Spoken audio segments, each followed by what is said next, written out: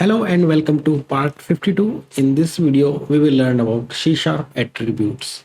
Attributes are used in C# to convey declarative information or metadata about various code elements that can be methods, assemblies, and classes.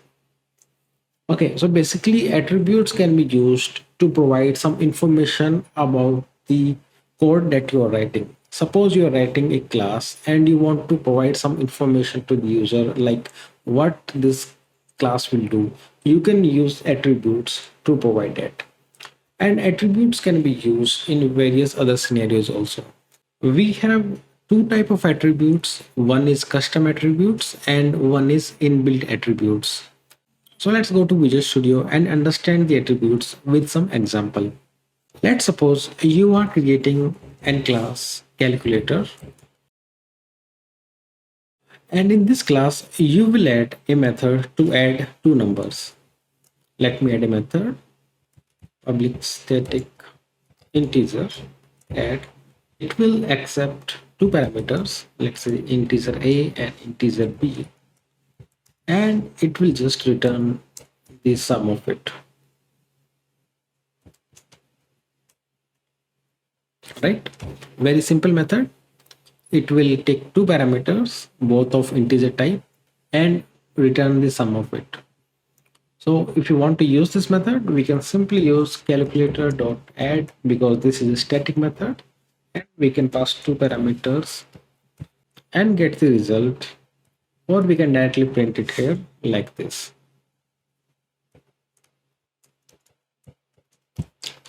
And if I run the application, we will get the output 9. Okay, our program is working as expected, but now let's say the requirement is now the user wants to add three number. So what we can do, we can add a method that can accept three parameters. Simple, right? I will add one more parameter here, integer c, and I can return that also in my return result. So I am returning a plus b plus c. And similarly, I can invoke that also by passing three parameters like this. Okay, nice.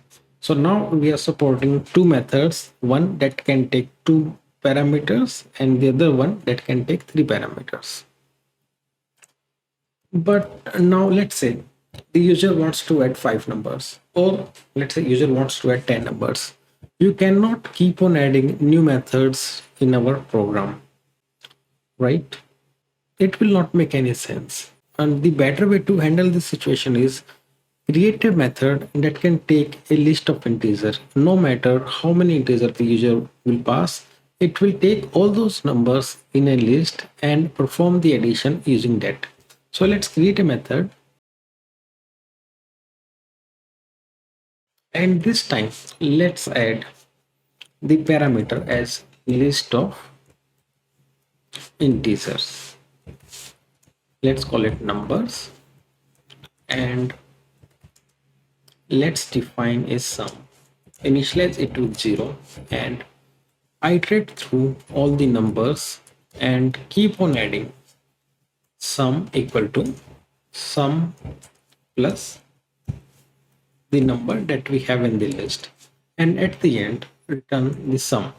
Okay, so now what we are doing, we are accepting a list of numbers and we are looping through all those numbers and adding them in some variable, and at the end we are returning this sum variable, right? So let's try to use this in our application. Let's create a list of integers.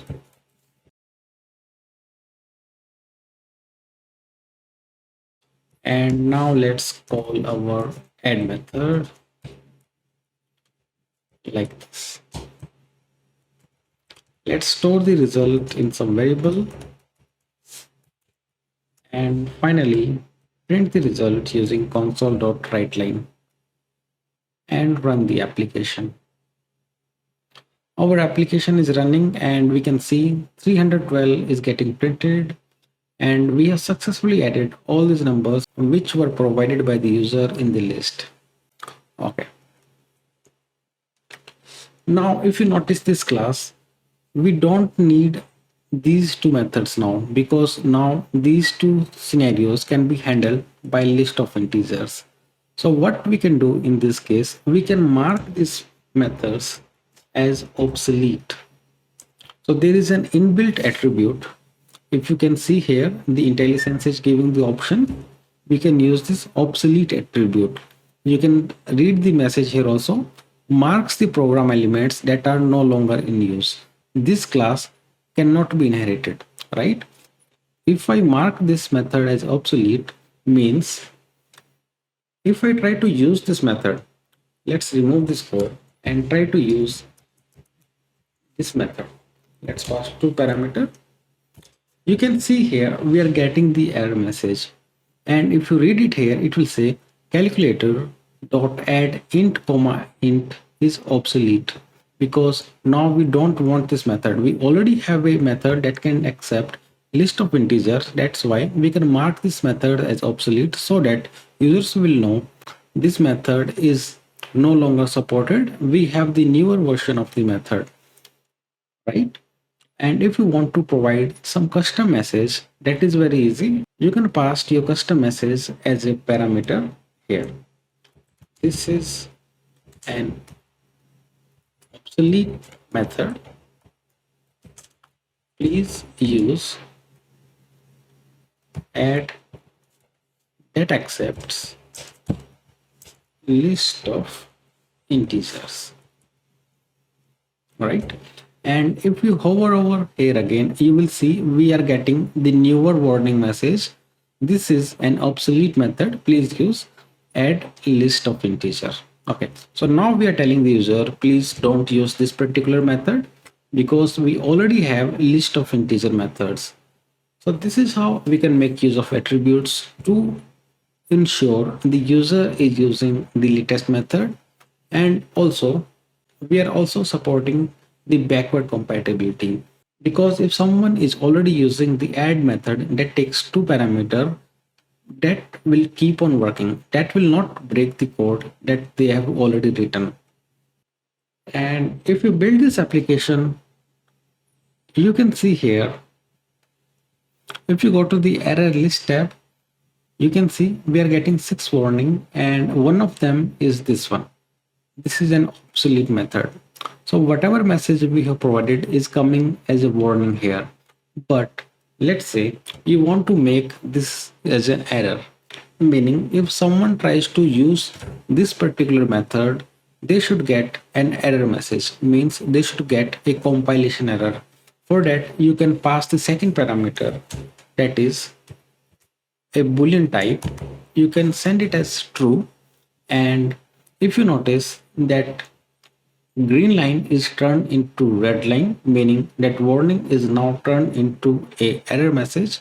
And if you notice here, we are getting the error message. The message is same, but this time it is a compilation error. If I go ahead and try to build this application, you will notice we will get the compilation error, meaning the build is failed. You can see the message here, build one failed. And if you go to the error message, you can see the first one. We have the one error message now. Now this message is coming as error, and we are not able to build the application, or we will not be able to run this application. There are some other inbuilt attributes, or we can call as there are some other predefined attributes in C#. We can use these attributes to provide some metadata to the code that we are writing. So if you notice here, first one is the serialization attribute. By marking these attributes, a class is able to persist its current state into stream. We have the second one, non-serialization, that is the totally opposite of the first one. We have the third one as obsolete, that we have already seen in this example. And the fourth one is DLL import. This allows .NET to make call an unmanaged C or C# library, right? We have the web method. Using this, we can declare a method as an XML web service. And we have the final one, CLS compliant, that enforce the annotated items to conform to the semantics of CLS. And in C Sharp, you can also create your own attributes. Those will be called as custom attributes. Custom attributes can be used with reflection to get information about types, methods, properties, and fields at runtime. These can be useful in a variety of situations, such as generating documentation or building a plugin system. So let's go to Visual Studio and try to create a custom attribute. Creating a custom attribute is very simple. You just have to create a class. Let's call it log attribute, and we have to inherit the inbuilt attribute class. That's it. Once it is done, our attribute is ready to use. Now you can go ahead, mark your methods or classes by log attribute. If I try to provide it here, you can see can provide this log attribute to our demo class. And if you hover over here, you can see it says log attributes. And when you're creating a custom attribute, make sure you are ending it with the attribute word, and you have to inherit the attribute class. If you don't do it, like if I change this log attribute here to log attribute 2 maybe, you will notice we are getting the error message here because now C Sharp is not considering this as an attribute because it is not ending with the attribute word. So to create a custom attribute, it is mandatory to append attribute at the end of the attribute name. Okay, so just like a class, an attribute can also have some properties. So because this is a log attributes, let's try to add a log message property.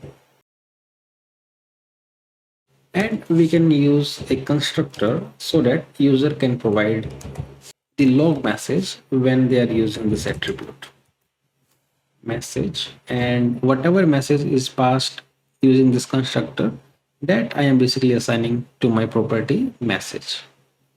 Okay, now our log attribute is ready, but if you notice we are getting the error message here. Let's remove it from here for now and create a class, public class. Let's call it user service, right? And let's create a method here, public void update user, and it will have some logic to update the user. Okay. So for now I'm just writing a comment, but in the real world we will have the logic to update the user.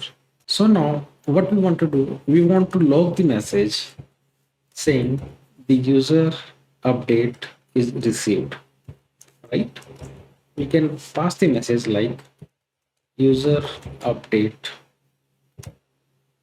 received, correct? So we have passed this log message to our update user method, and we can use reflection to read the message of this attribute in our program. To do that, we have to use reflection. We have to use this particular namespace system.reflection.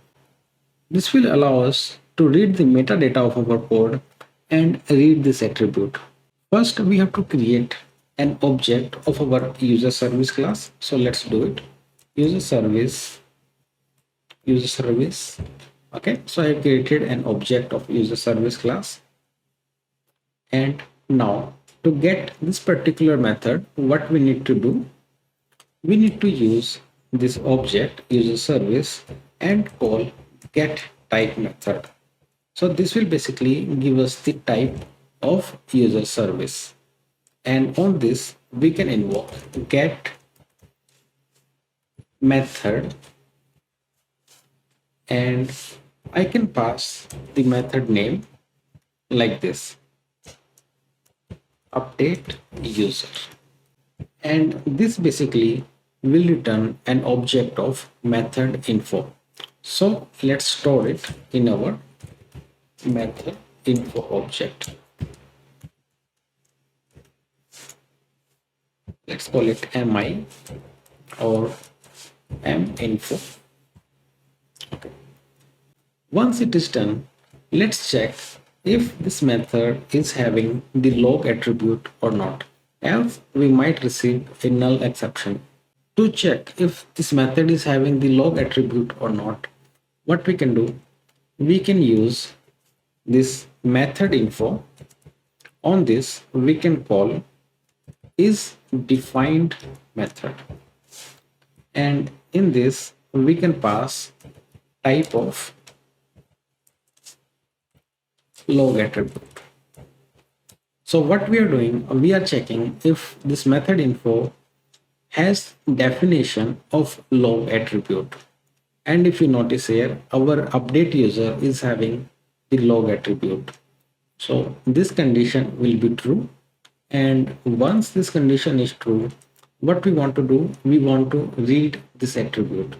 To read the attribute, what we can do, we can use our method info object, and on this we can invoke get custom attribute method. And within this method, again we have to pass the type, meaning which type of attribute we are trying to read. Once that is done, let's store it in a attribute object, and let's call it attribute. We can do the type casting also here. So whatever attribute we are receiving, we are converting that attribute to a log attribute, correct? And now once we have this attribute object, we know it is of type log attribute. Then what we can do, we can just simply call log attribute dot message. If you notice here, we are getting an error message here. That is because once it is typecasted or converted to log attribute, we have to store it in a log attribute reference. Once that is done, you will notice the error message is gone, and we can print the attribute message which is available on this method. Let's run the program and see if it is working.